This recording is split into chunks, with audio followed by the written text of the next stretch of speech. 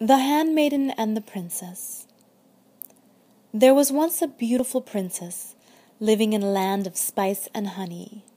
In all the centuries that had come before, and each that would come after, none would shine brighter. Her eyes were deep azure, her hair ebony lace, her complexion silk upon ivory. But most beautiful of all were her graceful curves and supple long limbs. She was a moving temple to romantic love. People traveled from near and far to see her perform the sacred dance. They offered rings set with the finest gems to adorn her long fingers, and bangles of silver and gold to lay upon her elegant wrists. So when she wove her hands in the air, the very cosmos came alive and sparkled about her grip. Such was her grace, even the gods were transported, and they heaped upon the land added richness. The princess was not overly vain or greedy.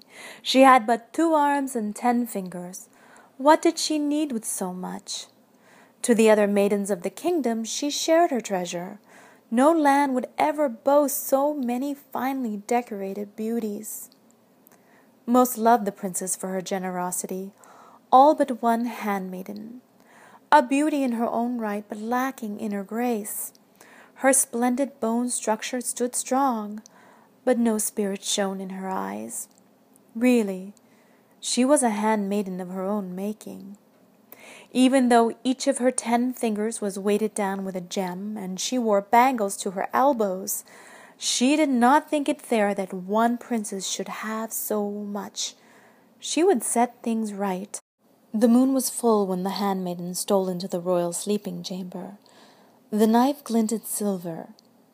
With 2 slicing blows, she severed the arms of the princess and left her to bleed red into a sliver of white moonlight.